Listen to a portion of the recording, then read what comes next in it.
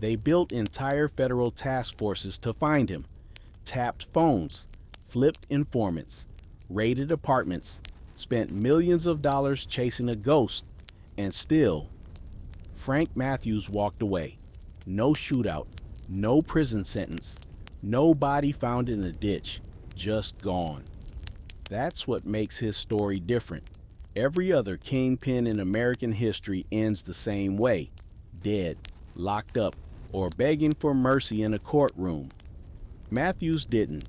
He vanished in 1973 with millions in cash, a global network, and the full attention of the United States government hunting him. And they never caught him. To understand how impossible that is, you have to understand the era. The early 1970s wasn't just drugs and crime.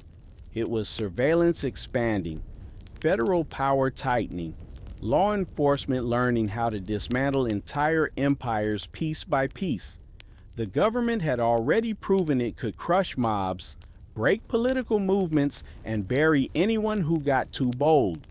Nobody escaped that machine. Nobody except Frank Matthews. He wasn't supposed to exist in the first place. A black man from the segregated South wasn't meant to outmaneuver federal agents, international traffickers, and organized crime families at the same time. The system didn't produce men like that. It tried to erase them early, but Matthews didn't follow the script. Born in North Carolina in 1944, he grew up in the kind of poverty America pretends is history instead of habit. No power, no protection, no real options, just survival. And survival teaches a certain kind of intelligence, the kind schools don't measure. By his teens, he was already moving, not just physically, but mentally, watching people, studying patterns, learning who had power and who only pretended to.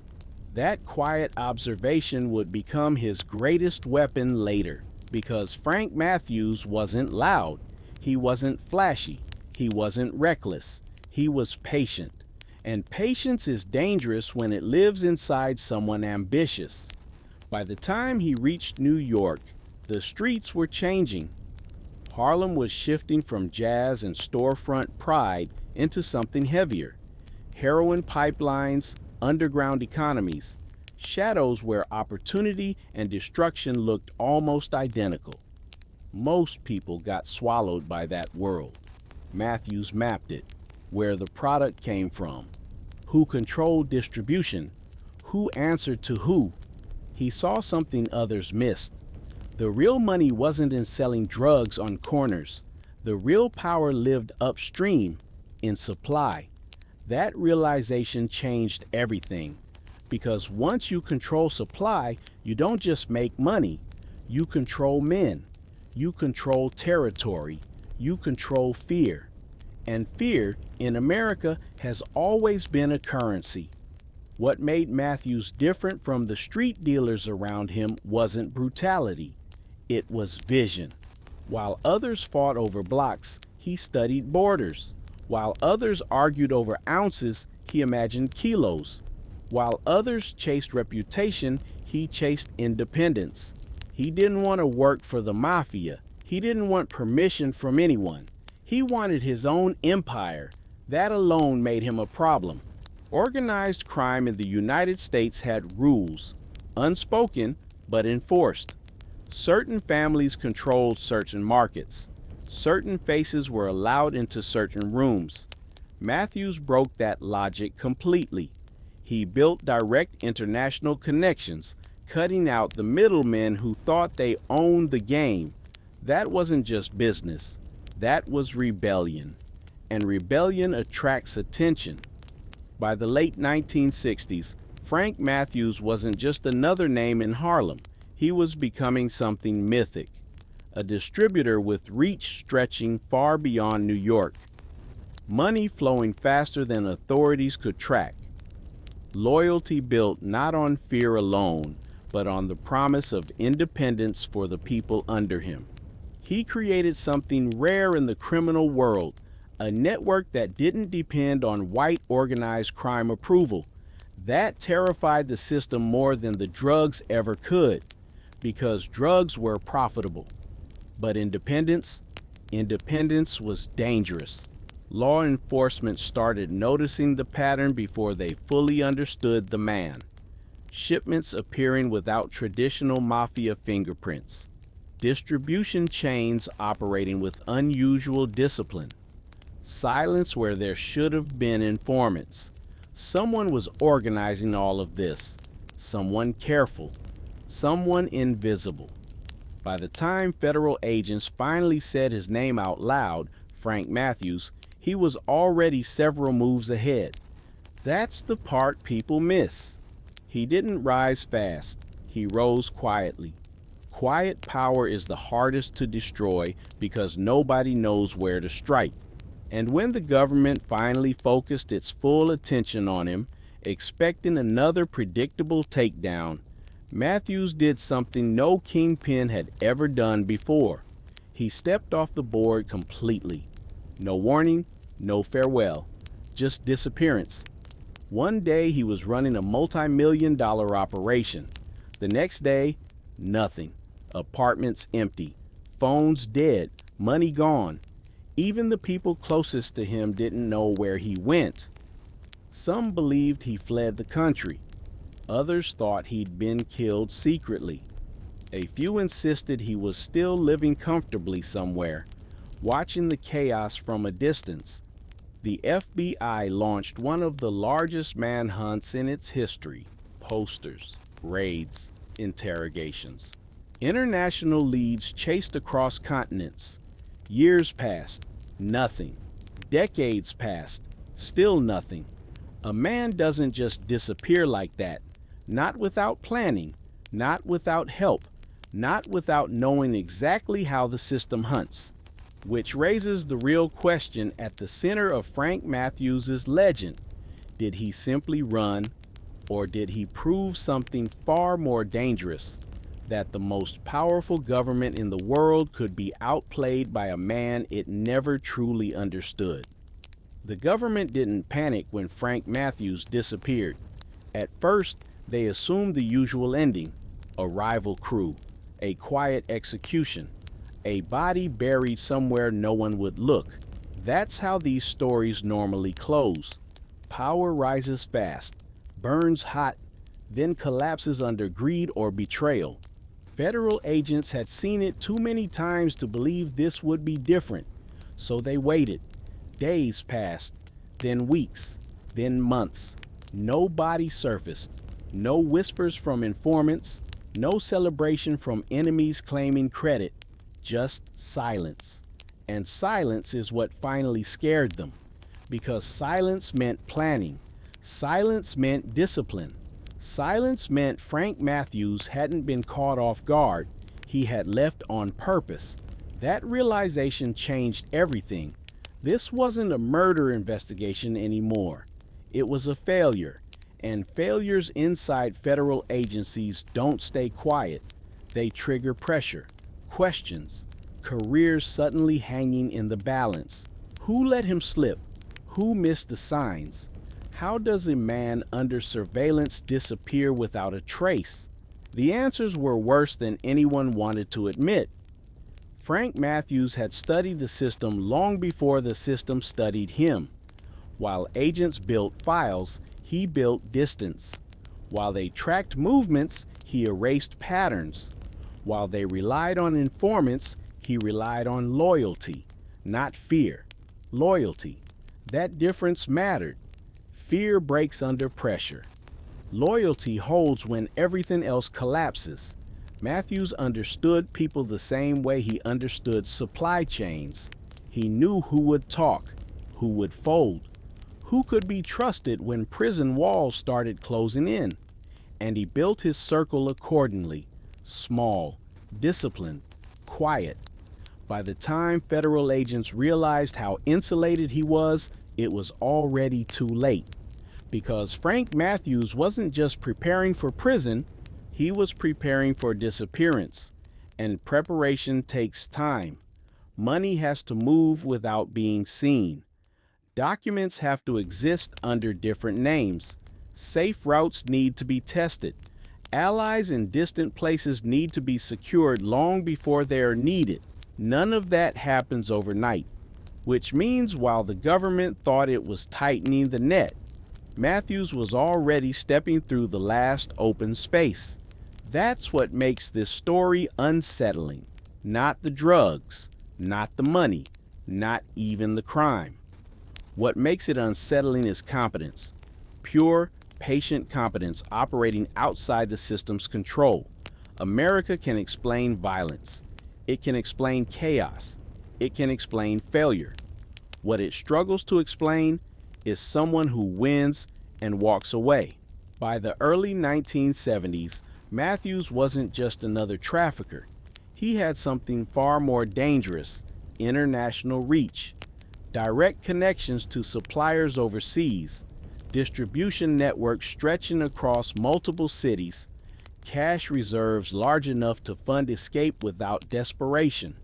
He had built independence in a world designed to deny it. And independence changes how a man thinks. Most kingpins cling to territory because territory is identity. Without the streets, they feel powerless. Matthews wasn't attached like that. The streets were never the goal. They were just a phase. Money was freedom. Freedom was movement. Movement was survival. So when pressure mounted, indictments coming, surveillance tightening, prosecutors preparing their case, he didn't hesitate. He didn't gamble on courtrooms or jury sympathy. He executed the one move nobody expected. He left before the cage closed. The disappearance itself was almost ordinary. No dramatic chase, no public confrontation. Just a quiet exit from New York in 1973 alongside his girlfriend and a massive amount of cash. Then the trail dissolved. Cars abandoned, addresses empty, contacts silent. Agents followed every lead they could imagine. Caribbean islands, European cities, African nations, anywhere a man with money and caution might hide. Every lead ended the same way: nothing. The longer the search continued, the stranger it became. Informants who once talked freely suddenly knew nothing. Associates who should have panicked stayed calm. Even rival criminals seemed unsure whether Matthews was dead or simply gone beyond reach. Confusion spread through both the streets and federal offices. And confusion is dangerous for authority, because authority depends on certainty. The belief that no matter how powerful someone becomes, the system will eventually catch up. Matthews cracked that belief, not publicly, quietly, permanently. Years passed and the manhunt kept failing. Posters aged, files thickened, agents retired. New investigators inherited the same empty trail and the same unanswered question: how did he do it? Some believed he was killed overseas. Others claimed he lived under a new identity. A few whispered he had protection powerful enough to stay invisible forever. No theory could be proven. No evidence strong enough to close the case. And that uncertainty slowly turned Frank Matthews from a criminal into something else: a legend. Legends are dangerous because they outlive facts. They grow. They inspire. They suggest possibilities people weren't supposed to imagine, especially one possibility the government never wanted attached to a black man in 1970s America. That escape was possible. Not symbolic escape, not temporary escape, real escape. Beating the system without apology, without capture, without closure. That idea spreads quietly, but it spreads. Which is why the story of Frank Matthews was never just about crime. It was about power. Who holds it, who loses it, and what happens when someone steps outside its reach entirely. Because if one man could disappear successfully, what else about control was only an illusion? Frank Matthews didn't become powerful by accident. He became powerful because he understood something most men in the streets never figure out. The real danger isn't the police, it's dependence. Every dealer on the corner depended on someone else, someone above them, someone supplying them, someone who could cut them off the moment loyalty shifted or profits dipped. That chain of dependence is how control works. Break the chain, and you break the system. Matthews saw that early. While others fought for territory, he studied structure. While they argued over reputation, he watched money flow upward, always upward, to people they never saw. That's where the real power lived. Not on the streets, not in Harlem, not even in New York. Power lived at the source, and Matthews made a decision that changed everything. He would go straight to it. This wasn't just ambition. This was strategy. Because cutting out middlemen doesn't just increase profit, it removes permission. Suddenly, no one can tell you what to sell, where to sell it, or how much you're allowed to earn. You become independent. And independence, especially in America during the late 1960s, was a dangerous thing for a black man to possess, legal or illegal. So Matthews moved quietly. No flashy headlines, no unnecessary violence, just relationships forming in the background across oceans most street dealers never imagined crossing. International suppliers, direct negotiations, cash moving in volumes large enough to reshape entire neighborhoods. By the time law enforcement realized what he was building, the foundation was already set. That's the part people misunderstand about power. They think it announces itself. Real power whispers until it's too late to stop. By the early 1970s, Matthews wasn't just supplying Harlem. His network stretched across multiple states. Cities connected by loyalty instead of fear. Money flowing through channels too disciplined for random informants to expose. And discipline is rare in the drug world. Most empires collapse because ego outruns intelligence. Someone wants attention. Someone wants revenge. Someone spends too loudly, talks too freely, trusts the wrong person. Matthews avoided all of it. He dressed well, but not loudly, spoke calmly, not carelessly, moved strategically, never emotionally. He understood something simple but powerful. Visibility is vulnerability. The more famous a kingpin becomes, the closer prison gets. So he stayed controlled, calculated, quietly expanding while louder men attracted louder investigations. But success has gravity. The larger the operation grew, the harder it became to remain invisible. Money that big bends attention, and eventually, federal agencies couldn't ignore the pattern anymore. Shipments too clean, distribution too organized, silence where there should have been chaos. Someone different was running this. When agents finally focused on Matthews, they expected another predictable criminal, greedy, reckless, easy to pressure. The kind who folds when friends start disappearing into prison cells. They were wrong, because Matthews didn't think like a corner dealer. He thought like a strategist. And strategists plan exits before battles even begin. Long before indictments surfaced, he was already preparing, quietly converting power into mobility, cash into freedom, connections into escape routes. He understood the one truth every powerful criminal eventually faces. No empire lasts forever. The only real victory is leaving before it falls. Most men wait too long. They believe they're untouchable. They mistake temporary success for permanent safety. Matthews didn't. He watched what happened to others. Arrests, trials, life sentences. Men who once commanded streets reduced to numbers inside concrete walls. He wasn't afraid of death, but prison meant losing control, losing movement, losing the very independence he built everything to achieve. That was unacceptable. So while prosecutors gathered evidence and agents prepared the final strike, Matthews was already thinking beyond the moment, beyond New York, beyond America, beyond reach.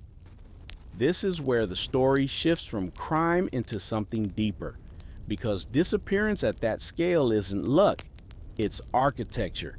Every detail has to align. Money hidden safely, identities prepared, trusted people positioned in the right places. One mistake ends everything, and Matthews made none.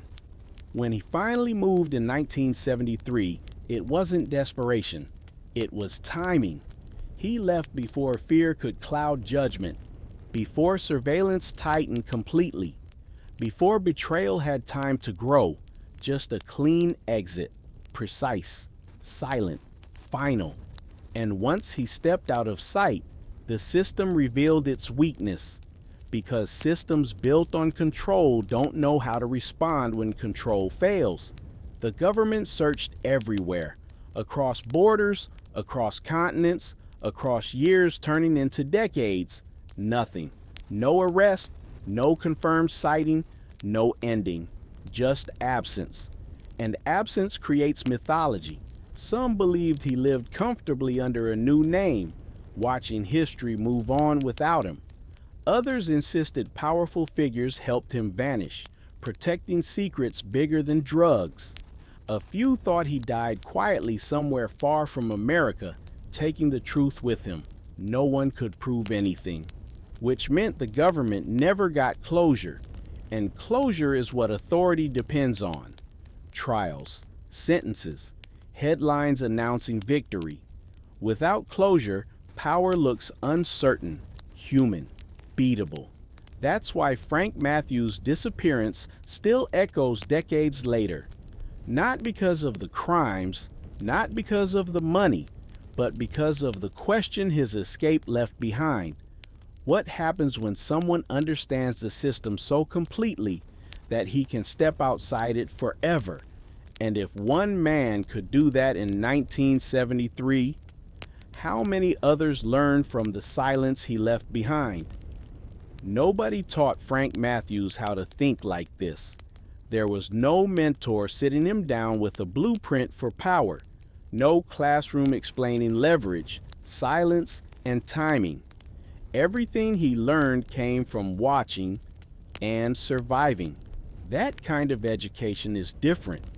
It strips away illusions early.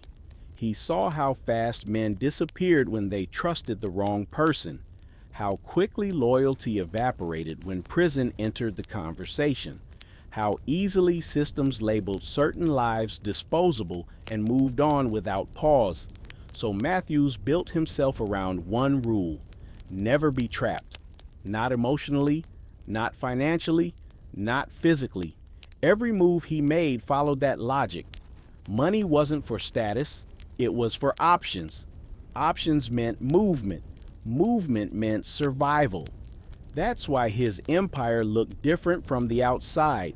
Less chaos, less public violence, more structure, more discipline, more distance between him and the noise.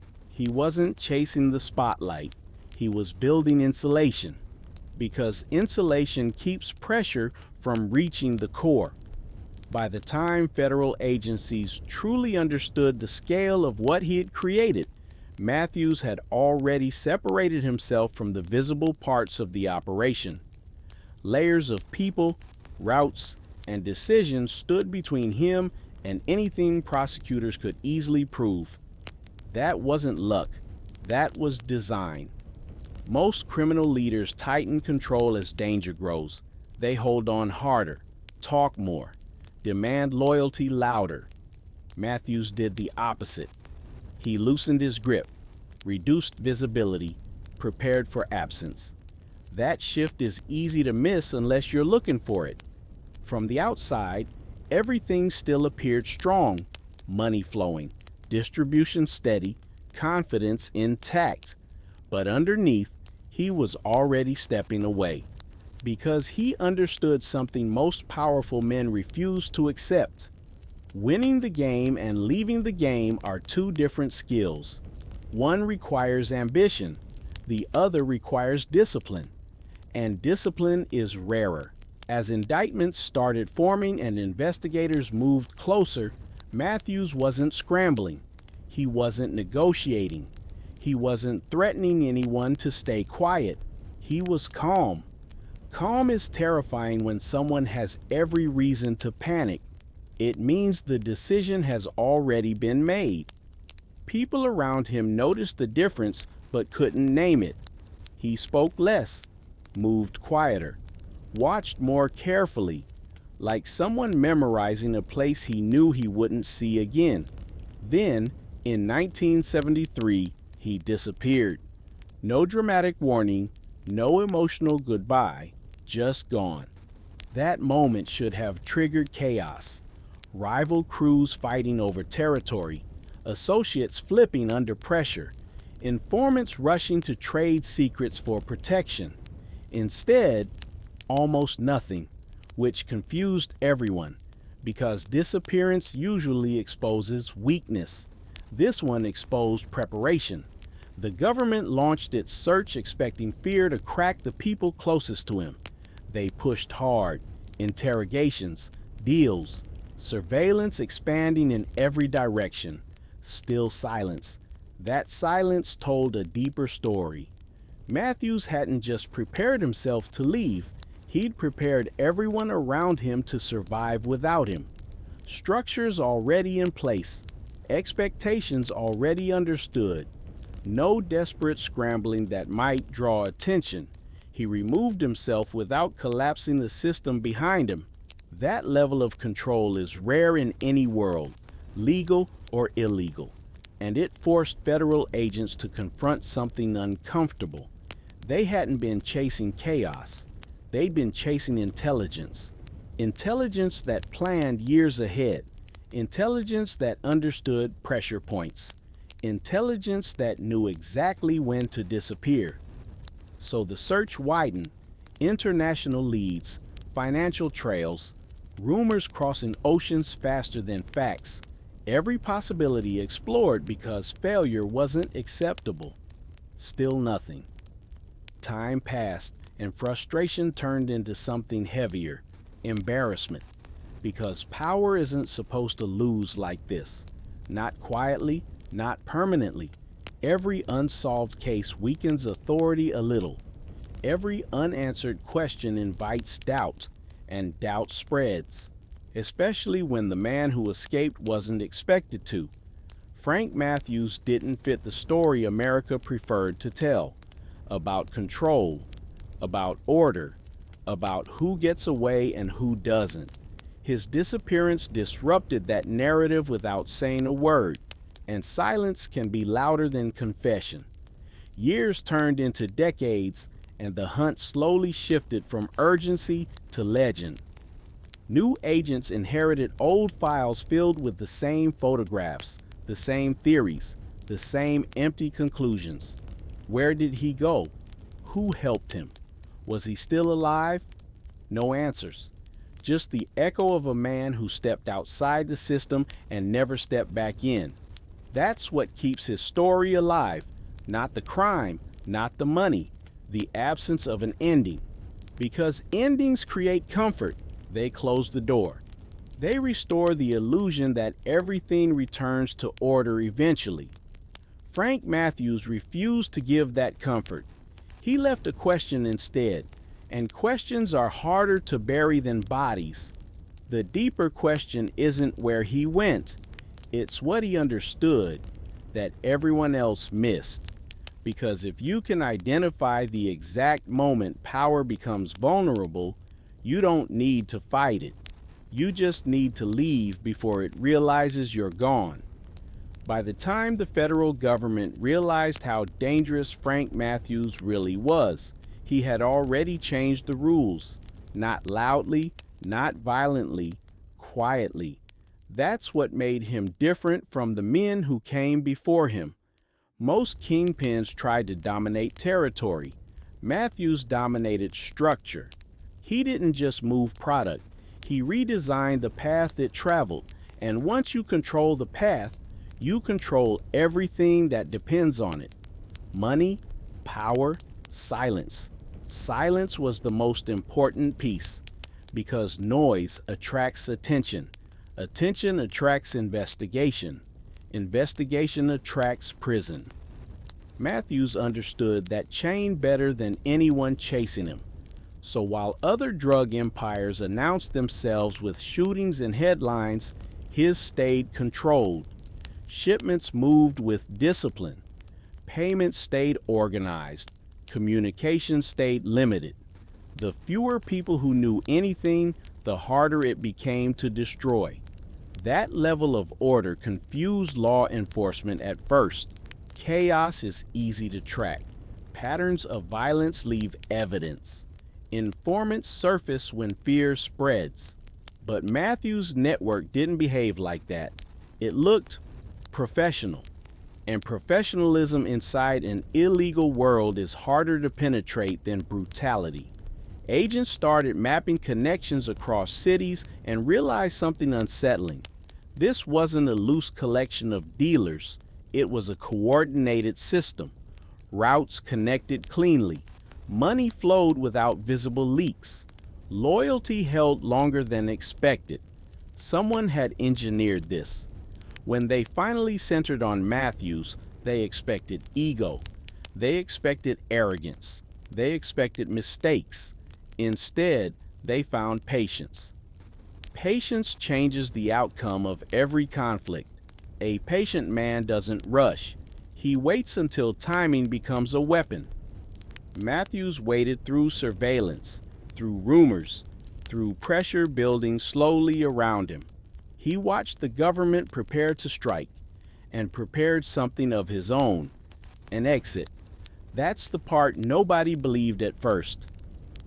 Criminal empires usually end in collapse, not choice. Leaders cling to power until it destroys them. They trust luck, intimidation, or reputation to protect them. Matthews trusted none of those things. He trusted preparation. Preparation meant converting influence into something portable. Cash instead of property. Distance instead of territory. Quiet allies instead of loud partnerships.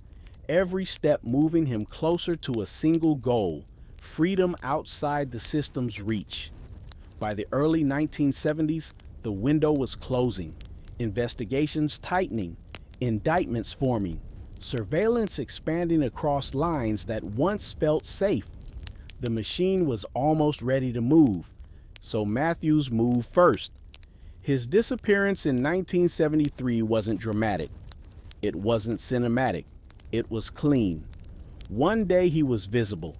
The next day he wasn't. Cars left behind, addresses empty, phones silent.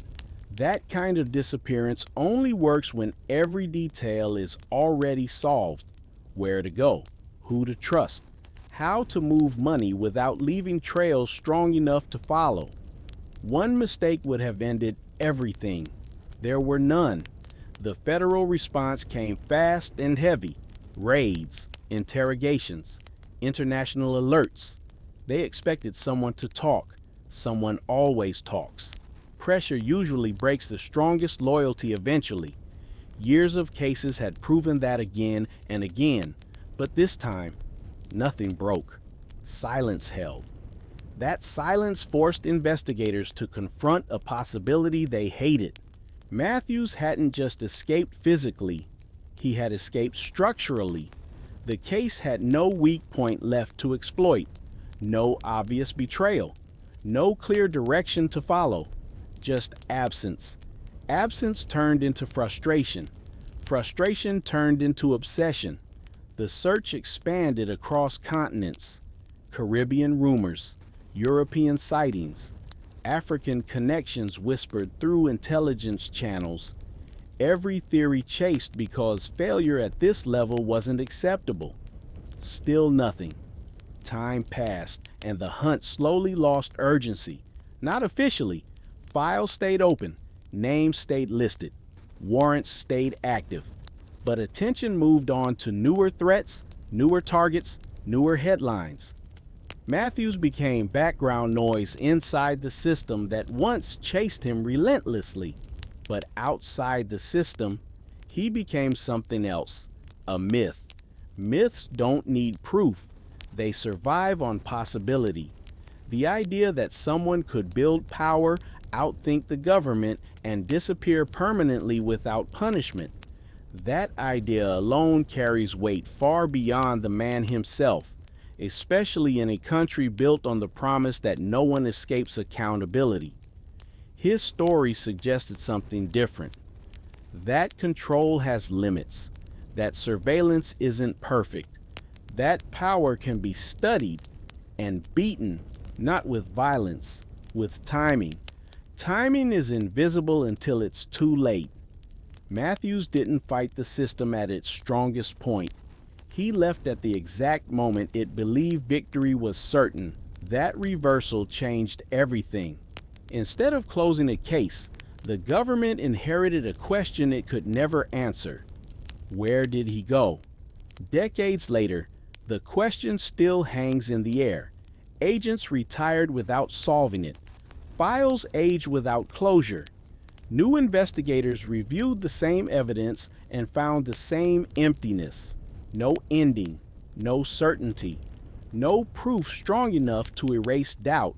And doubt is dangerous for authority, because authority depends on belief, the belief that control is complete, that escape is temporary, that every story ends inside the system eventually. Frank Matthews broke that belief, quietly, permanently, without asking permission. Which leaves the real question his disappearance created. If one man could study power closely enough to step outside it forever, what does that say about the power itself? What made Frank Matthews truly dangerous wasn't the drugs. It wasn't the money either. America had seen powerful criminals before, men with bigger headlines, louder violence, and deeper political protection. Those men still ended the same way, handcuffed, buried, or broken inside a courtroom. Matthews threatened something deeper. He proved the system could be studied, and anything that can be studied can be beaten. That realization didn't happen overnight. It formed slowly, piece by piece, while he watched how power actually moved in America. Not the version taught in schools, the real version. The one written in silence, fear, and invisible agreements. He saw who got protected, who got sacrificed, who disappeared without anyone asking questions. And he understood a truth most people never say out loud. Rules don't control power. Power controls rules. Once you see that clearly, your strategy changes. You stop asking for fairness. You stop expecting mercy. You stop believing the system will save you if you just behave the right way. You start planning your own exit. That mindset separated Matthews from everyone around him. Other men chased dominance inside the system. He planned freedom outside of it. They wanted respect on the streets. He wanted distance from the streets entirely. Distance is protection, because the closer you stand to power, the easier you are to touch. The farther you move away, the harder you become to find. By the early 1970s, Matthews wasn't just running an operation. He was rehearsing disappearance. Every quiet move, money shifted, relationships tested, routines changed, pointed toward one final decision: leave. Before the trap closes, most people wait too long. They think strength will protect them. They believe they still have time. Time is the one thing the system always takes first. Matthews refused to give it that chance. So when federal pressure tightened and indictments approached, he didn't argue. He didn't run emotionally. He didn't gamble on survival. He executed a plan already years in motion, and then he was gone. That moment should have brought relief to the government. A missing fugitive usually means a weakened network, frightened associates, collapsing influence. Instead, it created something worse: uncertainty. Because Matthews didn't disappear like a desperate man, he disappeared like a prepared one. No rushed mistakes, no frantic movements, no easy trail, just absence so clean it felt intentional. Federal agents chased every possible lead: Caribbean islands where money could stretch quietly, European cities where identity could be reshaped, African nations where American reach weakened. Each theory sounded possible. None produced proof. Years passed, and the case transformed from investigation into mystery. The government kept searching, but the search itself became quieter. Resources shifted, attention moved. New threats replaced old obsessions. Still, the question never left: where did he go? Some believed he was killed soon after leaving, his body hidden beyond discovery. Others insisted he lived under a new name, watching America forget him while he aged in peace. A few imagined something even stranger: that powerful figures allowed his escape because exposing the full truth would reveal things the public was never meant to see. No theory could be confirmed. No ending could be written. And without an ending, the story refused to die. That's how legends form. Not from victory speeches, but from silence. From the empty space where closure should exist. From the feeling that something impossible happened and no one could explain it. Frank Matthews became that feeling. Not just a criminal who vanished, but a symbol of something more unsettling. The possibility that the system wasn't absolute, that control had blind spots, that intelligence and patience could succeed where violence always failed, especially coming from someone the system never expected to outmaneuver it. A black man from the segregated South wasn't supposed to defeat federal pursuit. History didn't allow endings like that. Stories like his were meant to finish differently: captured, punished, erased as a warning to anyone watching. Instead, Matthews left without permission.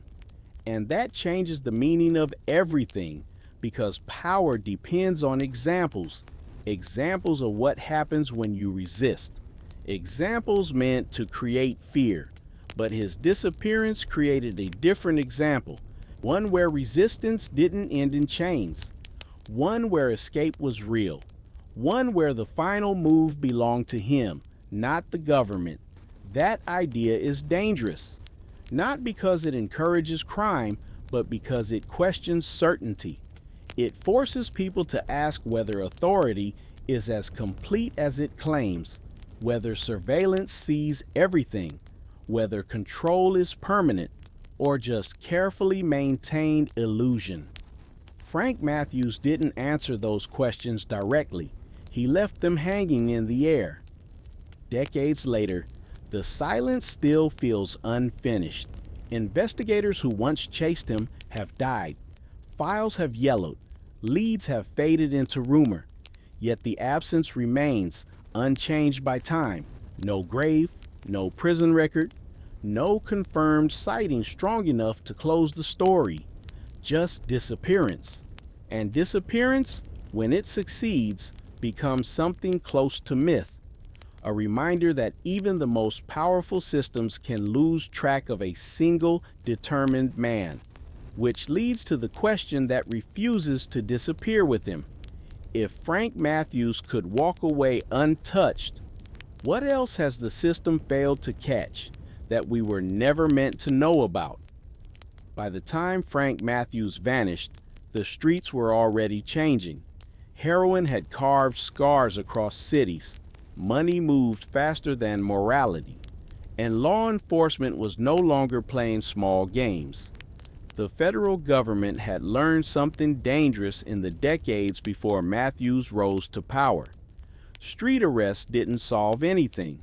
Locking up small dealers only made room for new ones. To really control the flow, they had to dismantle entire networks from the top down. So they adapted. New task forces formed, new surveillance powers expanded, new strategies focused on kingpins instead of corners. This was the environment Matthews stepped into. Not the loose, chaotic underworld people imagine when they hear stories about the past. This was the beginning of modern federal pursuit, organized, patient, and determined to prove that no criminal structure was untouchable. And yet, Matthews still built one. That alone explains why his disappearance shook the system so deeply. It happened at the exact moment the government believed it had finally mastered the art of taking men like him down. They had confidence, momentum, proof from earlier victories. Then Matthews slipped through. Not during weakness, during strength. That reversal made the failure impossible to ignore, because power can excuse losing to chaos. It cannot excuse losing to precision. Federal investigators reviewed everything after he vanished. Every surveillance report, every informant statement, every financial trail. They weren't just looking for Matthews anymore. They were searching for the mistake, the moment they should have seen coming. They never found it, which suggested something worse than error. It suggested he had been thinking further ahead than they were. That possibility changes how authority feels about a case. Losing to randomness is frustrating. Losing to intelligence is humiliating. And humiliation inside powerful institutions creates obsession. So the hunt continued long after logic suggested it wouldn't succeed. Agents chased whispers across oceans, a sighting in the Caribbean, a rumor in Europe, a name changed somewhere in Africa. Each lead carried hope for a moment. Each collapsed into nothing. Time kept moving, but the question stayed frozen in place. Where did he go? The longer that question remained unanswered, the more symbolic Matthews became. Not just a fugitive, but a contradiction. Proof that the system's reach, no matter how vast, still had edges, still had blind spots, still had limits it didn't want the public to see. And symbols travel farther than facts. On the streets, his disappearance sounded like victory. A man who saw the cage forming and stepped outside before the door closed. Someone who refused to play the final scene everyone expected. The story passed quietly, reshaped by each telling, growing sharper with time. Inside law enforcement, it felt different, unfinished, unacceptable, personal. Because cases like this don't just sit in files, they sit in memory, in conversations between agents who spent years chasing a shadow that never solidified into something they could touch. Matthews became the name attached to a rare outcome, escape without consequence. That outcome challenges belief. Belief that persistence always wins. Belief that surveillance sees everything. Belief that time eventually closes every door. His disappearance left one door permanently open. And once people see an open door, they start wondering what else might be possible. That's why the story still matters decades later. Not because of the drugs or the money, but because of the ending that never arrived. History prefers clean conclusions, trials, sentences, headlines announcing justice served. Matthews offered none of that, just silence stretching year after year. Some investigators convinced themselves he died quietly somewhere far away, beyond the reach of identification. It was the most comfortable explanation. Death restores order. Death closes files. Death turns mystery into something manageable. but no evidence ever proved it. Others believed he lived under protection, hidden by people with reasons to keep him invisible. That theory sounded dramatic, but it reflected a deeper fear that the full truth might expose weaknesses larger than one missing man. Again, nothing confirmed it. So the case remained suspended between possibilities, alive and unresolved at the same time.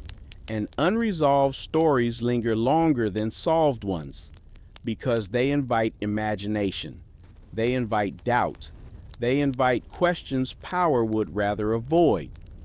Frank Matthews became one of those questions, a reminder that control is never absolute, no matter how confidently it presents itself. Somewhere in the distance, beyond documents and warrants and fading photographs, a man had stepped outside the narrative entirely. No permission, no punishment, no proof of ending, just absence strong enough to survive decades. Which brings the story to its most unsettling point. Not what Matthews did or how he lived, but what his disappearance revealed, that even the most powerful system in the world can lose sight of someone determined enough to understand it completely. And if understanding the system is the first step to escaping it, how many others have tried to follow the path he left behind? By the early 1970s, the federal government believed it finally understood how to win this war. Not the public war, the quiet one. The war against networks that moved in shadows, where money crossed borders faster than evidence and loyalty mattered more than fear. For years, law enforcement had been reacting, chasing crimes after they happened, arresting small players while the real architects stayed invisible. That approach was changing. Investigators were learning patience, learning surveillance, learning how to dismantle entire organizations from the top down. The strategy was simple in theory. Find the leader, apply pressure, wait for collapse. It had worked before. Enough times to create confidence, enough times to convince federal agencies that the era of untouchable kingpins was ending. Then Frank Matthews proved otherwise. What made his disappearance so disruptive wasn't just that he escaped, it was when he escaped. Right at the moment the government believed it had perfected the system designed to stop men like him. His timing turned confidence into doubt overnight, because failure at the peak of certainty feels different, sharper, harder to explain, impossible to ignore. Inside federal offices, the search for Matthews became more than a case. It became a question about control itself. If the new strategies couldn't stop him, what did that say about everything they thought they understood? So they pushed harder, resources expanded, jurisdictions crossed, international cooperation quietly activated, every rumor chased, every associate questioned, every financial trail examined for patterns that might reveal where he had gone. Nothing held. And the longer nothing held, the more unsettling the silence became. Criminal investigations usually move toward clarity. Evidence builds. Witnesses talk. Pressure reveals cracks. Matthews' case did the opposite.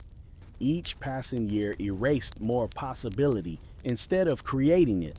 That reversal slowly changed how people thought about him. At first, he was just another fugitive. Then he became an anomaly. Eventually, he became a legend.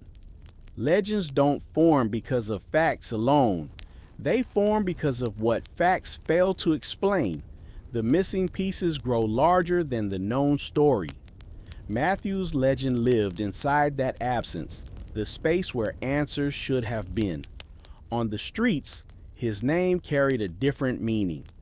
Not admiration for crime, but fascination with escape. A man who saw the ending coming and refused to stand still long enough for it to happen.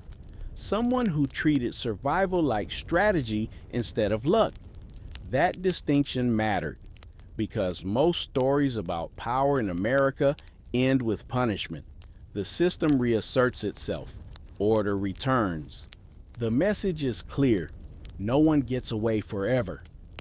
Matthews disrupted that message without ever speaking publicly about it. His silence said everything. Years passed, agents retired, new investigators inherited old files filled with the same photographs, the same theories, the same unanswered question. Where did he go? Some believed he blended into another country, living quietly under a different name. Others believed he died soon after disappearing, his body lost somewhere beyond discovery. A few suspected something more complicated, help from people who preferred mystery over exposure.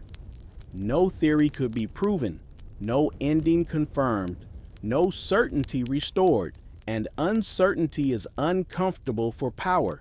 Authority depends on resolution, trials, sentences, official conclusions that close the story and reinforce control.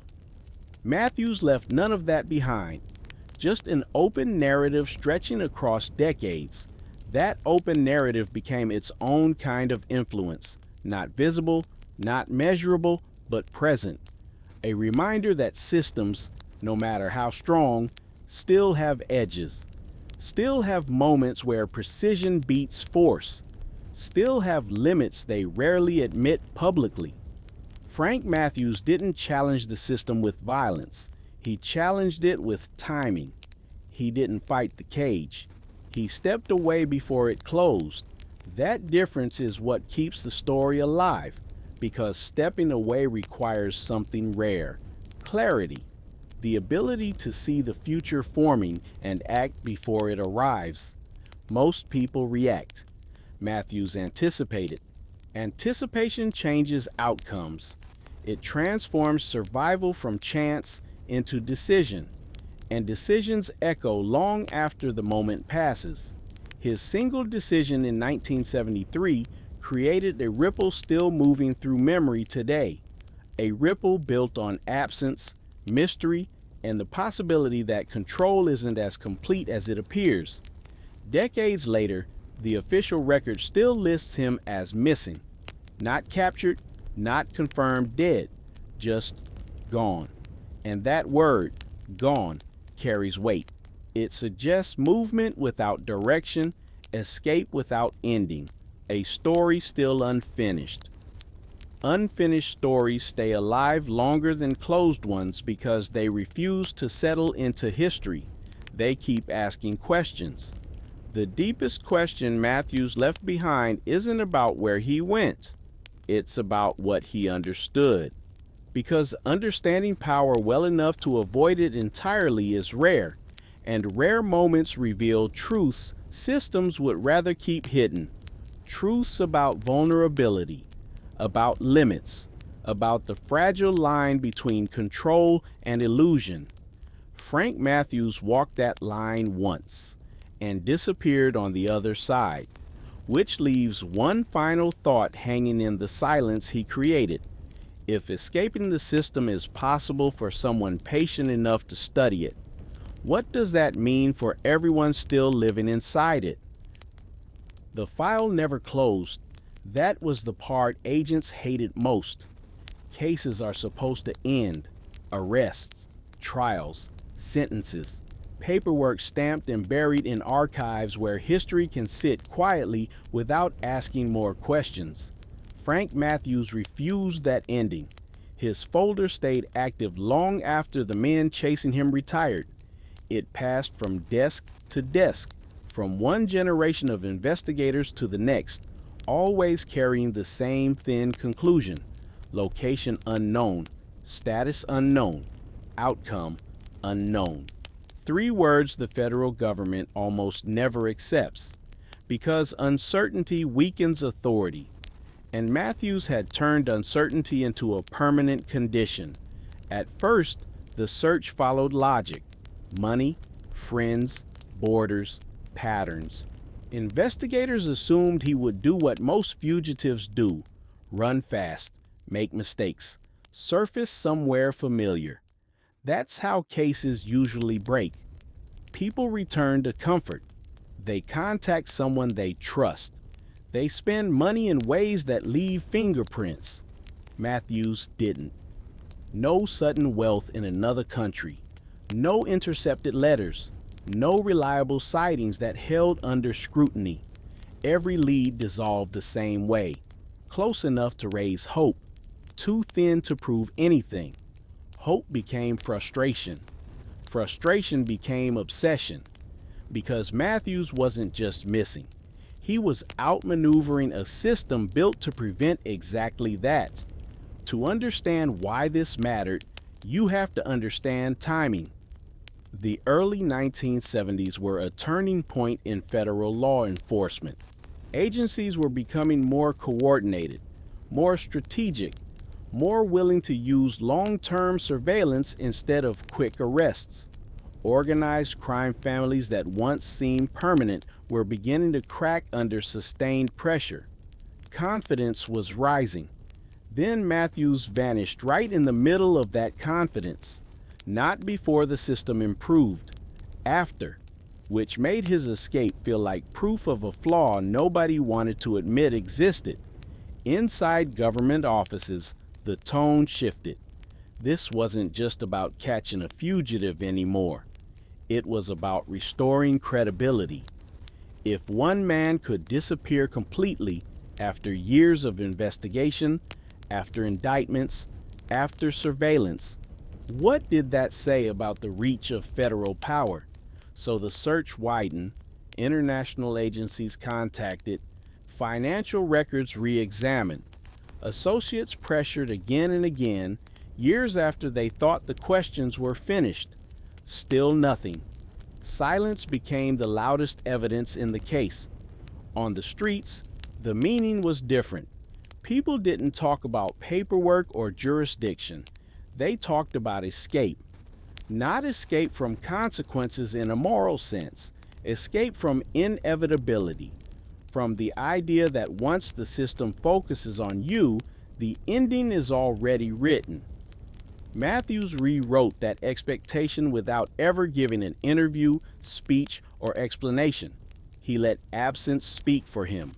And absence can be powerful, because when there's no ending, imagination fills the space, stories multiply, possibilities expand. Some said he built a new life overseas under another name. Others believed he died quietly, taking the truth with him. A few insisted he stayed closer than anyone realized, hidden in plain sight where no one thought to look. None could be confirmed. All remained possible. And possibility is what turns a fugitive into a legend. Legends aren't created by crime alone. They're created by unfinished endings.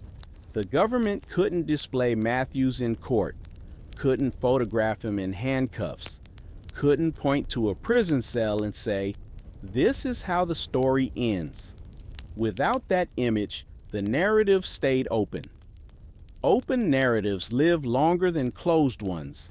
They keep moving through conversation, memory, and myth until the line between fact and meaning begins to blur. Matthews's meaning became simple. He saw the trap and left before it shut. Years turned into decades. Technology improved. Databases expanded. Methods that once seemed impossible became routine. Cold cases everywhere were being solved with new tools. Old fugitives identified. Hidden histories uncovered. But Matthews stayed missing. Even as the world became easier to track, he remained untraceable. That contrast made the mystery feel larger, not smaller, because every solved case around him only highlighted the one that refused resolution.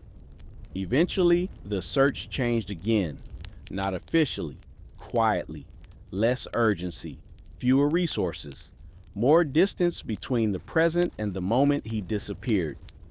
Time does what investigation sometimes cannot. It softens obsession, turns urgency into curiosity, curiosity into history. But history still didn't have an answer, just a question that refused to fade. How does someone vanish completely in the modern world? That question matters beyond one man, because Matthews's disappearance exposed something deeper than a single escape.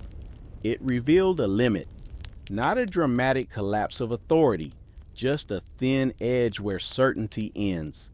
Systems depend on predictability, on the belief that every action leads to a traceable outcome.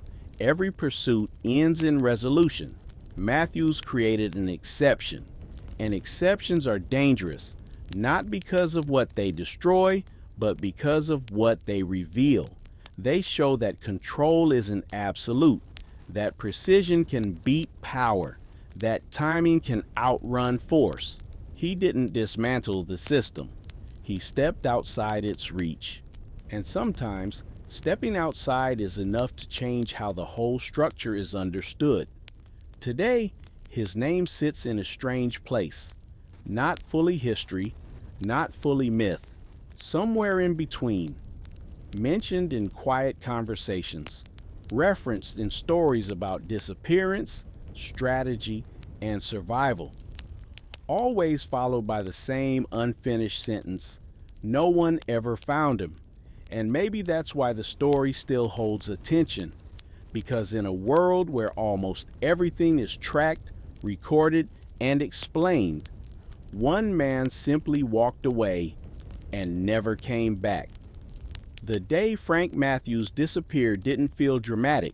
No sirens, no headlines in the moment, no cinematic last sighting where someone whispers, "There he goes," just absence. And absence, when it's quiet enough, can hide in plain sight for a long time before anyone realizes something permanent has happened. By the time federal agents understood Matthews wasn't coming back, the clock had already run too far forward to rewind. He hadn't fled in panic. He hadn't waited for the knock on the door. He had left early, before the system finished closing around him. That detail matters more than anything else in the story, because most fugitives react.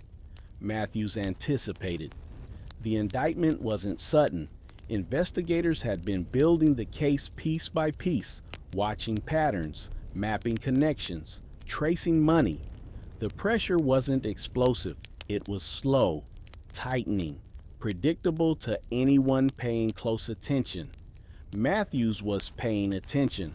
He understood something many powerful men ignore. The moment before collapse is usually visible. Not obvious to outsiders, but clear to the person inside the storm. And once you see it, the real question isn't how to fight. It's when to leave. People often imagine criminal empires falling in dramatic fashion. Raids, arrests, betrayal shouted across courtrooms. But the truth is quieter.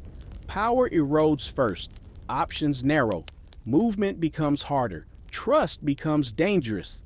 Matthews read those signals early.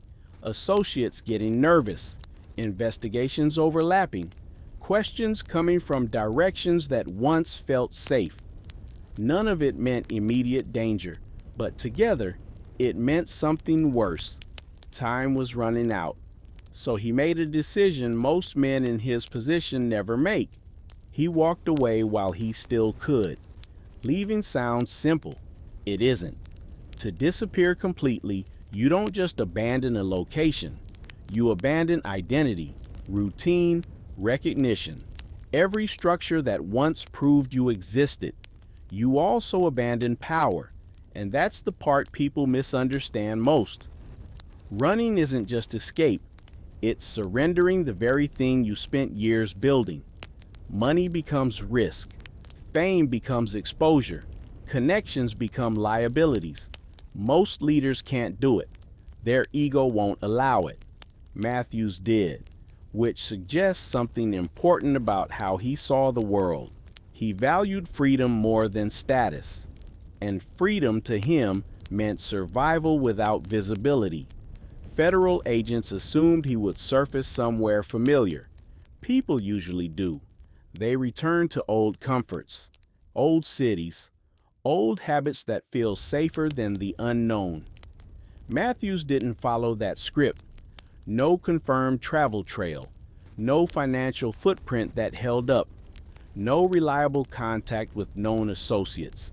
Every traditional investigative method ran into the same wall: nothing. And nothing in law enforcement is the hardest thing to fight, because you can't chase silence. You can't interrogate absence. You can't arrest a man who has become invisible. As weeks turned into months, the tone shifted. At first, confidence, then concern, then disbelief, because fugitives don't usually vanish this cleanly. Mistakes happen, someone talks, money moves in ways that leave traces. But Matthews' disappearance suggested planning far beyond panic. This wasn't improvisation, it was design. He hadn't just escaped the moment, he had prepared for the future, and preparation changes everything. The longer he stayed gone, the more the meaning of the case expanded. It stopped being just about a missing suspect. It became a question about limits. How far could federal power really reach? How complete was modern surveillance? Could someone with enough foresight step entirely outside the system? Officials would never frame it that way publicly, but privately, the implications were obvious. If Matthews succeeded even once, it proved something uncomfortable. Control was not absolute. On the streets, the story evolved differently. People weren't studying investigative procedure. They were watching the ending, or rather, the lack of one. Because Matthews' disappearance offered a rare narrative in American life, a man targeted by overwhelming authority, who simply refused to be there when it arrived. No courtroom defeat, no televised humiliation, no final image of surrender, just distance. And distance can feel like victory, even when the truth is more complicated. But disappearing carries its own cost. Silence means no recognition, no defense of your own story, no chance to explain what really happened. Whatever the world decides about you becomes permanent. Matthews accepted that trade. He chose mystery over control of the narrative, survival over legacy, freedom over proof. That choice tells you everything about how serious the situation must have been. Because men rarely abandon everything unless staying means losing more. Years passed. Investigations slowed but never fully stopped. Tips surfaced, then collapsed. Sightings appeared, then dissolved under scrutiny. Time kept moving forward, but the answer never arrived. And the absence of an answer slowly transformed the case into something else entirely. Not just a manhunt, a legend in real time. Because when reality refuses to close the story, imagination begins writing the ending instead. Some believed he built a hidden life somewhere far from the country that hunted him. Others thought he never made it that far. A few insisted the truth was simpler than anyone wanted to accept. But without evidence, every theory remained equal, possible, unproven, endless. And endless stories last longer than solved ones. What makes Frank Matthews different isn't just that he disappeared, it's when he disappeared. Right as federal power was becoming more organized, more coordinated, more certain of its ability to win, his escape interrupted that certainty at the worst possible moment. And interruptions like that echo far beyond a single case. They linger. They reshape confidence. They whisper a quiet reminder beneath official narratives. Even the strongest systems have edges. Somewhere beyond those edges, Frank Matthews stepped into silence. No confirmation, no closure. No final chapter anyone could point to and say, this is where it ends. Just an unanswered question still hanging in the air decades later. And the longer that question survives, the more powerful it becomes, because unresolved stories don't fade, they wait. And every year that passes without an answer makes the mystery harder to ignore. So the real question was never just where he went. The real question was something much bigger. What did he understand about the system that everyone else missed? Frank Matthews didn't start as a ghost. He started as a kid watching the rules bend around other people. Born in the rural South in the mid-1940s, he grew up inside a system that made one thing clear early. Power decided outcomes long before justice ever showed up. You learned quickly who could move freely, who had to ask permission, and who would never be asked anything at all. For most people in that world, the path forward was narrow. Work hard, stay quiet. Hope survival counted as success. Matthews wanted something else, not just money, not just status, control, because when you grow up watching power ignore you, the most dangerous dream isn't wealth, it's independence. He left the South young, heading north the way millions of Black Americans had before him. Cities promised movement, opportunity, distance from the rigid ceilings of small-town life. But northern streets carried their own lessons. Factories paid, but barely. Neighborhoods were crowded. Police presence felt familiar in the worst way. Freedom existed, but only inside invisible borders. Matthews studied those borders instead of accepting them. Some men drift through cities, others map them. He paid attention to who made real money, who controlled supply, who answered to nobody. He watched systems inside systems, economies the official world pretended not to see but quietly depended on, and he noticed something crucial. Most criminal power structures still followed old hierarchies, old families, old loyalties, old racial lines about who could lead and who could only work underneath. Matthews didn't plan to work underneath anyone. By his early 20s, he was already thinking differently than the men around him. Not louder, not flashier, smarter. Where others focused on quick profits, he studied infrastructure, supply chains, distribution routes, partnerships that reduced dependence instead of increasing it. That mindset separated hustlers from architects, and Matthews was becoming an architect. The late 1960s and early 1970s created the perfect environment for someone like him. Cities were changing fast, drug markets expanding, traditional crime families facing new pressure from law enforcement and internal conflict. Power gaps were opening. Matthews stepped into those gaps quietly. Instead of fighting established organizations head-on, he built parallel systems, networks that didn't rely on permission from anyone outside his own circle. He formed relationships across state lines, across neighborhoods, across groups that normally competed instead of cooperated. Independence became his strategy, and independence in that world was rare. Money followed, not sudden, not reckless, steady. Enough to grow influence without drawing unnecessary attention. Enough to expand operations while keeping structure tight. Enough to prove he wasn't just surviving. He was building something larger than most people realized.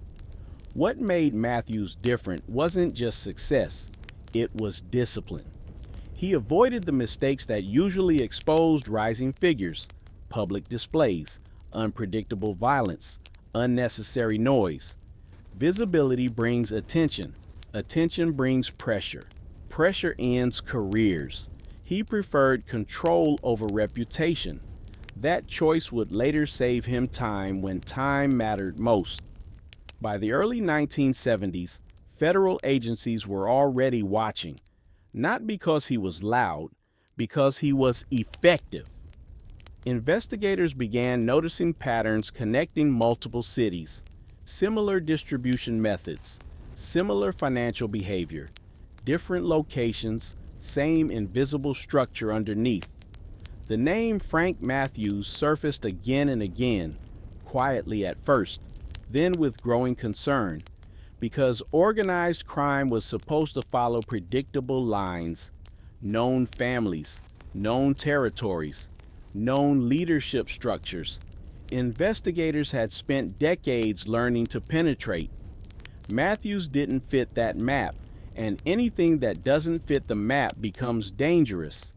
Surveillance increased, wiretaps, informants, financial tracking, long-term observation designed to reveal the full scope of his network. But Matthews understood something investigators sometimes forget. Watching someone teaches them as much as it teaches you. Pressure leaves signals. Questions leave patterns. Attention leaves shadows you can feel before you see them. He sensed the shift early, not panic, recognition. The same instinct that helped him build power now warned him it was becoming a liability. Most leaders respond to pressure by tightening control, expanding protection, doubling down on the life they already know. Matthews started thinking about exit, not because he was weak, because he was realistic. He understood the trajectory of federal investigations in the 1970s. Cases were becoming slower, deeper, more coordinated. Once agencies fully committed, outcomes were usually inevitable: trials, prison, permanent endings, unless you moved first. This is the turning point people miss when they talk about his disappearance. The escape didn't begin the day he vanished. It began the moment he realized the future was closing in. From that second forward, every decision changed direction. Every movement became preparation. Every connection evaluated for risk instead of profit. He wasn't running yet. He was calculating. And calculation, done early enough, looks invisible until it's too late to stop. Federal agents believed they were building toward an arrest. Matthews was building toward absence. Two timelines moving toward the same moment, with completely different endings in mind. By the time authorities felt confident the case was ready, Matthews had already shifted mentally beyond the life they were trying to dismantle. Power no longer mattered. Money no longer mattered. Only timing mattered. Because the only real victory left wasn't winning in court, it was never entering the courtroom at all. When he finally disappeared, it felt sudden to everyone except him. To Matthews, it was simply the last step in a plan that had started long before anyone realized the game had changed. And that's why the story still unsettles people today. Not just because he vanished, but because he saw the ending coming early enough to choose a different one. Most men don't get that chance. Most men don't recognize it when they do. Frank Matthews did. And the deeper you look at the years before he disappeared, the clearer one truth becomes. The mystery wasn't how he escaped. The mystery was how long he had been preparing, while everyone else believed he was still playing the same game. Power didn't change Frank Matthews overnight. It crept in slowly. First, respect on the street, then influence across neighborhoods, then money moving in amounts that forced people to take him seriously whether they wanted to or not. None of that was accidental. Matthews wasn't chasing chaos. He was building structure. And structure is what separates temporary players from men who reshape the game. By the early 1970s, the scale of his operation had grown beyond anything local. This wasn't corner-level survival anymore. It was regional control. Multiple cities connected through quiet agreements. Supply lines that didn't depend on traditional crime families. Distribution networks designed to move fast and stay invisible. Independence again. That word kept showing up in every decision he made because Matthews understood something dangerous. Whoever controls supply controls everything. Not territory, not reputation. Supply. If you don't need permission from anyone else, you're not just powerful. You're free. And freedom in that world was rare enough to make enemies nervous. Traditional crime organizations noticed. So did law enforcement. Both groups were used to predictable hierarchies, old systems with known leaders and known weaknesses. Matthews represented something new, a black kingpin operating outside the established order, refusing to answer upward, refusing to stay contained inside someone else's structure. That kind of independence wasn't just unusual, it was threatening. Because if one man could do it, others might try. And systems built on control can't afford examples of freedom. Money kept growing, quietly but undeniably. Enough to move comfortably, enough to command loyalty, enough to prove he wasn't temporary. But Matthews still avoided the loud mistakes that usually destroy rising figures. No reckless displays, no unnecessary violence, no attention that didn't serve a purpose. Discipline again. He treated power like something fragile, not something to show off, but something to protect. That mindset bought him time, and time, in the early 1970s, was the most valuable currency of all. Federal investigators were learning patience. Instead of quick arrests, they were building long cases, watching entire networks instead of single transactions, waiting months, sometimes years, to understand the full structure before moving. Matthews recognized the shift. This wasn't the old style of enforcement he could outmaneuver with speed. This was slow pressure, the kind that closes in without announcing itself, and once it finishes closing, there's no space left to escape, unless you move first. Surveillance tightened. Informants appeared in places that once felt secure. Financial patterns drew attention. Conversations carried risk. Nothing dramatic, just enough to signal the beginning of the end. Matthews had spent years studying systems. Now, he was studying the system coming for him, and he reached the same conclusion any strategist eventually reaches when the odds stop bending. Winning the fight might be impossible, but avoiding the fight entirely, that was still possible. Around him, other powerful figures made different choices. Some trusted lawyers, some trusted influence, some believed money could still solve everything. Many of them ended up exactly where federal investigators expected: courtrooms, prison cells, stories that closed neatly. Matthews watched those endings happen in real time, and he understood something simple but brutal. Once the process starts, control disappears. Your future belongs to strangers, judges, juries, systems that don't care how powerful you used to be. For a man who valued independence above everything, that future wasn't acceptable. So the thinking changed, not about survival in the street sense, about survival in the long term. What does freedom look like when the life you built becomes a trap? What matters more, legacy or breathing, power or movement? Those aren't questions most men in his position ever answer honestly. Matthews did, and the answer led somewhere irreversible. Preparation doesn't look dramatic from the outside. It looks like routine, normal movement, nothing unusual. That's what makes it effective.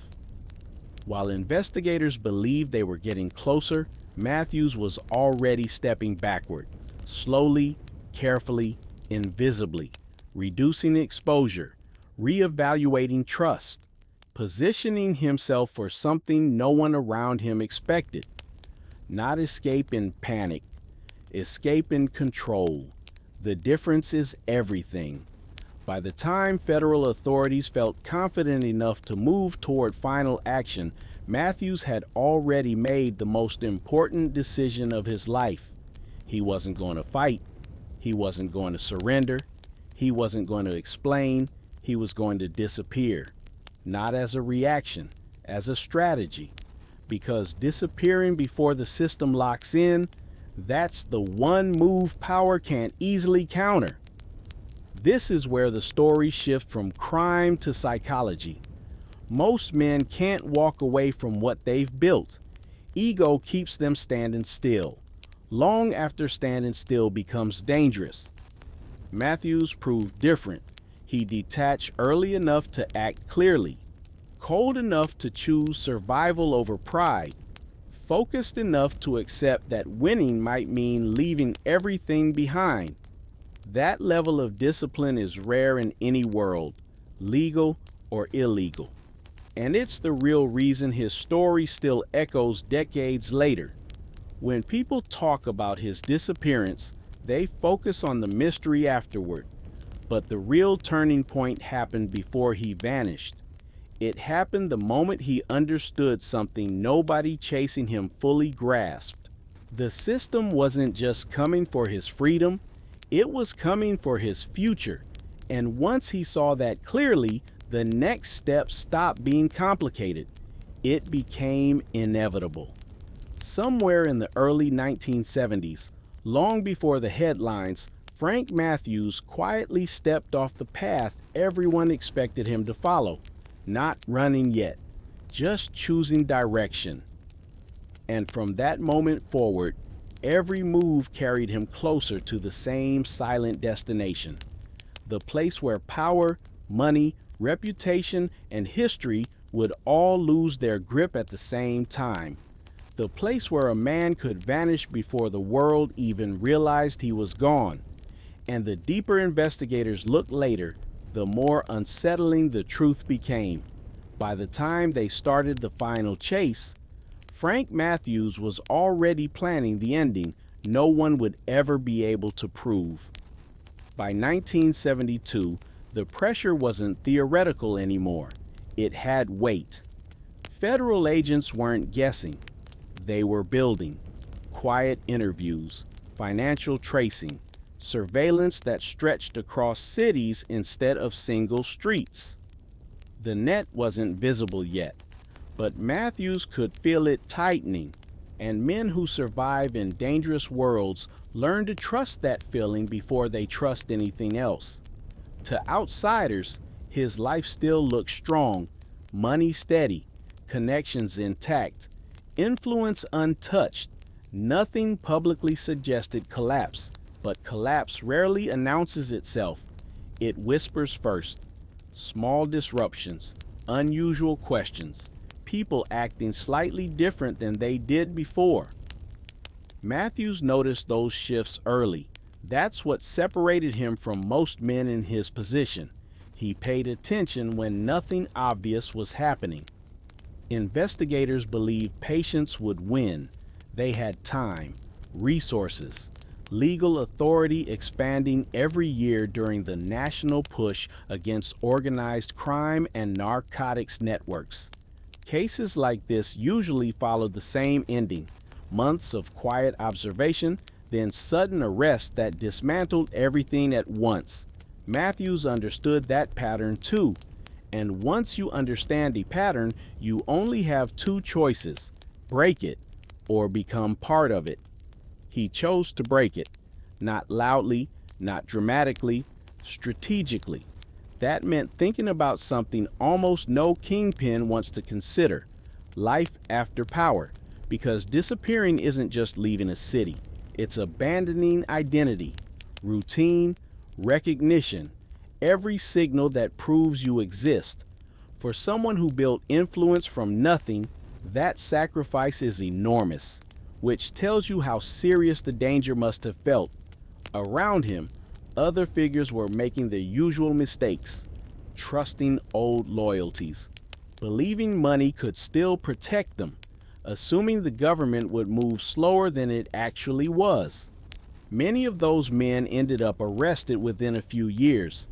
Matthews watched it happen, and each arrest confirmed the same conclusion. Staying meant losing control. Leaving meant keeping it. For a man obsessed with independence, the choice became clearer every day. Preparation began quietly. Nothing that would raise suspicion. Nothing sudden enough to trigger alarm. Just gradual changes in behavior. Less visibility, more caution, fewer unnecessary risks. From the outside, it looked like discipline. From the inside, it was transition. He wasn't just managing an empire anymore. He was planning an exit from it. And exits, when done right, are invisible until they're finished.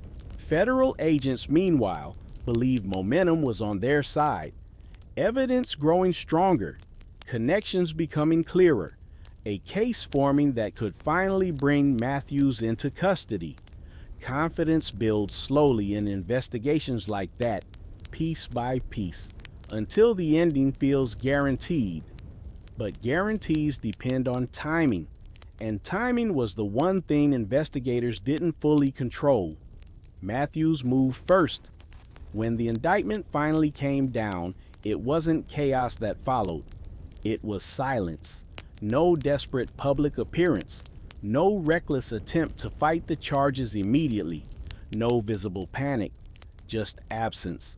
And absence, when it arrives calmly, is more dangerous than any explosion, because it means the decision was made long before anyone realized the decision was needed. Authorities expected him to surface quickly. Most fugitives do. They contact someone, spend money carelessly, make emotional mistakes. Matthews didn't. Days passed, then weeks, then months. Nothing solid, nothing provable, nothing that gave investigators a direction strong enough to follow. The search expanded anyway, because cases like this can't simply be abandoned. Too much time invested, too much pride involved, too much symbolism attached to the outcome. Finding Matthews became about more than arrest. It became about proving the system still worked. But the system depends on visibility, records, witnesses, movement that leaves traces. Matthews had stepped outside visibility entirely. No reliable sightings, no confirmed financial activity, no communication investigators could intercept. Just space where a powerful man used to be. And the longer that space stayed empty, the more unsettling the reality became. Inside federal offices, frustration grew. Not loud frustration, controlled, professional, but real. Because law enforcement is built on resolution. Every investigation is supposed to end somewhere. A courtroom, a prison, a documented conclusion. Matthews offered none of those, only questions. And unanswered questions weaken authority in ways statistics never show. On the streets, the meaning was different. People weren't studying legal procedure. They were watching the outcome. A man targeted by overwhelming federal power, who simply wasn't there when the final move came. No surrender, no public defeat, just disappearance. And disappearance, whether temporary or permanent, felt like something close to victory, at least symbolically. But symbols are complicated because no one knew the truth. Not investigators, not former associates, not the communities telling the story in fragments and rumors. Freedom somewhere far away, a quiet death no one recorded, a hidden life closer than anyone imagined. Every possibility remained open, and open endings last longer than closed ones. Years would pass without resolution. Technology would improve. Old cases would finally be solved. Fugitives once thought invisible would be found, but Matthews stayed gone, which slowly transformed the story from investigation into legend. Not because crime was admirable, but because escape from certainty is rare, and rare stories survive. The most unsettling part wasn't just that he vanished, it was how cleanly he did it. No chaos, no mistakes. No final moment investigators could point to and say, this is where everything went wrong, because nothing went wrong. From Matthew's perspective, everything went exactly according to plan. Somewhere beyond the reach of surveillance and paperwork, a man who once controlled entire networks simply stopped being visible, and the world he left behind kept searching for an ending that never arrived. Which leaves only one question still hanging decades later: not where Frank Matthews went, but whether he proved something far more dangerous in the process, that even the most powerful system can lose sight of someone who decides early enough to disappear.